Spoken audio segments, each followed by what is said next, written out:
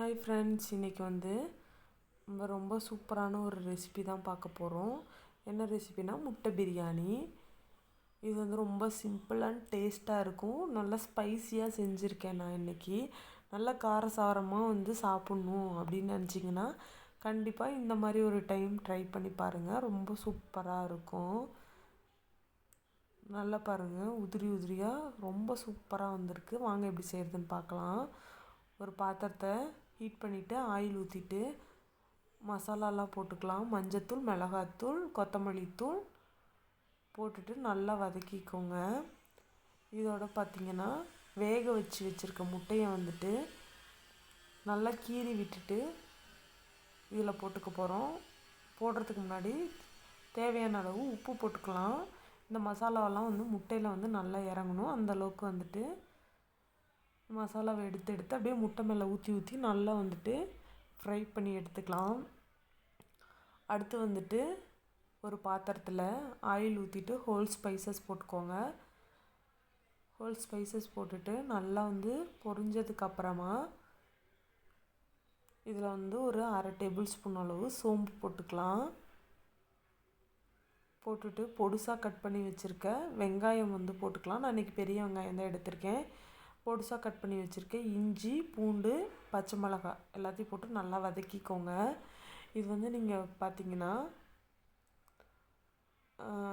அரைச்சும் போட்டுக்கலாம். அடுத்து தக்காளி பொடுசாக கட் பண்ணி வச்சுருக்கேன், அதையும் போட்டு நல்லா வதக்கிக்கோங்க. இன்றைக்கி இந்த பிரியாணி நான் எப்படி செஞ்சுருக்கேன்னா ரைஸை தனியாக வேக வச்சு செஞ்சுருக்கேன். அடுத்து வரமிளகாய்த்தூள், கொத்தமல்லி தூள், குழம்பு மிளகாய்த்தூள், பெப்பர் தூள் இது எல்லாத்தையும் போட்டு நல்லா வதக்கிக்கோங்க.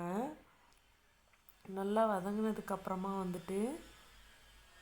கருவேப்பிலை போட்டுக்கலாம். கருவேப்பிலையும் போட்டுட்டு நல்லா வதக்கிக்கோங்க. பாருங்கள், நல்லா எண்ணெய் பிரிஞ்சு மசாலாவோட பச்சை வாசனை போகிற அளவுக்கு நல்லா வதக்கிக்கணும். இப்போ ஃப்ரை பண்ணி எடுத்து வச்சுருக்க முட்டையை தனியாக எடுத்து வச்சுக்கலாம்.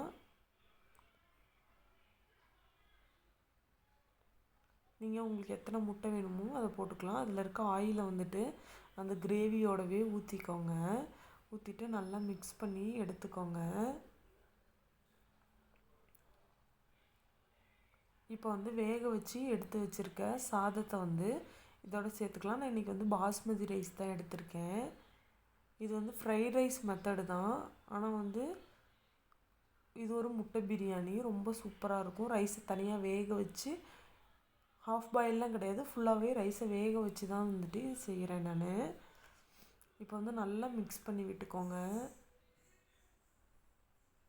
பாருங்கள், இந்த அளவுக்கு நல்லா மிக்ஸ் பண்ணி எடுத்துக்கோங்க.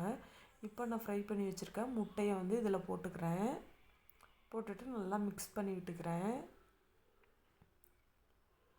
ரொம்ப சூப்பரான சிம்பிளான முட்டை பிரியாணி ரெடி. நீங்கள் ரைஸு அப்படியே போட்டு அந்த மாதிரி செய்கிற மெத்தடும் இருக்குது. இது ஒரு டிஃப்ரெண்ட்டான மெத்தடு. ரொம்ப சூப்பராக இருக்கும் ஃப்ரெண்ட்ஸ். கண்டிப்பாக ட்ரை பண்ணி பாருங்கள். லஞ்ச் பாக்ஸுக்கெலாம் ஒரு சூப்பர் ரெசிபி இது. கண்டிப்பாக ட்ரை பண்ணிவிட்டு எப்படி இருக்குன்னு கமெண்ட் பண்ணுங்கள். நம்ம சேனல் பிடிச்சிருந்துச்சின்னா லைக் பண்ணுங்கள், ஷேர் பண்ணுங்கள், சப்ஸ்கிரைப் பண்ணுங்கள். இந்த மாதிரி வீடியோஸ் வேணும்னா கண்டிப்பாக கமெண்டில் கேளுங்க. அடுத்த வீடியோவில் பார்க்கலாம். Bye friends.